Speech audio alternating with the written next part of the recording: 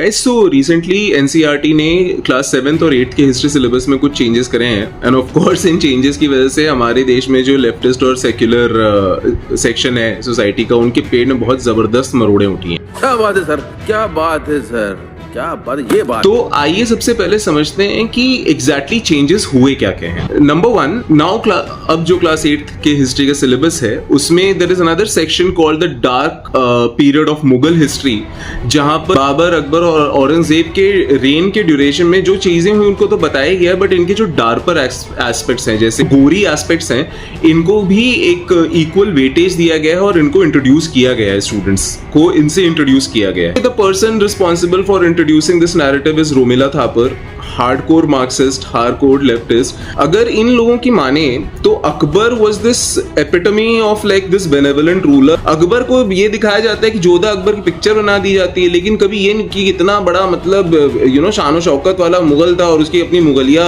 शान थी और वो कभी उस शान के खिलाफ चीजें नहीं करता था, है ना तेना चीजें दिखा दी जाती पिक्चर में, लेकिन कभी ये नहीं बताया जाता कि in the history of India Akbar से ज्यादा टैक्स किसी और सिंगल रूलर ने कलेक्ट नहीं किया। ये वही अकबर हैं जिन्होंने रूल लाया था कि हमारे देश में अगर औरतें बिना व्हील के, बिना घूंघट के या बिना अपना सर ढके अगर चलेंगी तो उनको सीधा प्रोस्टिट्यूशन में डाल दिया जाएगा। ये चीजें तो नहीं बताई जाती हैं अकबर के बारे में। अकॉर्डिंग टू देम बाबर तो मतलब कवि आदमी थे भाई, उनको कविताएं लिखने का शौक था। उन्होंने भारत में एक छोटा मोटा इन्वेजन किया, बाकी जनता हमारी मरी जा रही थी कि बाबर आप आइए, हमारे गले काटिए, हमें जल्दी कन्वर्ट करिए ताकि हम आपके मुगलिया शान के अंदर रह सकें, है ना।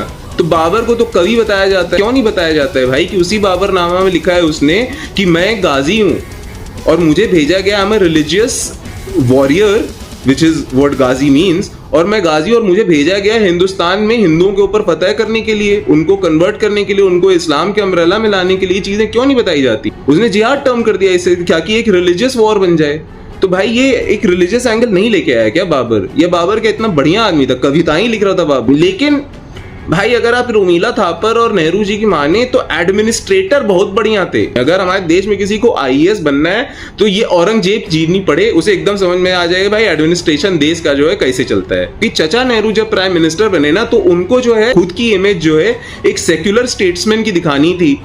उसको उनकी इमेज दुनिया के सामने कैसी है ये बताने करने के लिए हिस्ट्री को जैसे तोड़ना है, जैसे मरोड़ना है मरोड़ो, इट डजंट मैटर, राइट। उनको ये दिखाना था हम इतने दरियादिल आदमी है भाई, हमारे यहाँ हर कोई रह सकता है। हमारी गंगा जमनी तहजीब जो हमारे यहाँ नदियां बहा रहे थे वो अपनी इमेज को तो ये करने के लिए बहा रहे थे।